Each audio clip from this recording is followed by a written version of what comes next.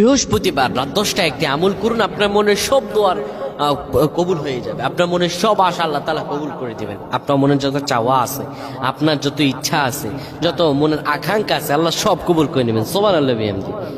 বৃহস্পতিবার দিন গিয়ে যে রাতটি আসে, এটি এত একটা গুরুত্বপূর্ণ রাত। এই রাতটিকে বলা হয় শুক্রবারের রাত। আরবিতে রাত আগে আসে, দিন পরে আসে।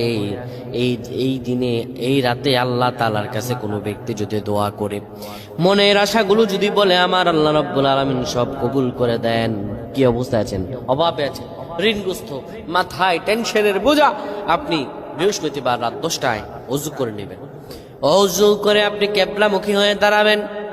কিবলামুখী হয়ে দাঁড়িয়ে আপনি পূর্বেই ইয়া রহিমাল মাসাকিনিন, ইয়া রহিমাল মাসাকিনিন, এই দোয়াটি আপনি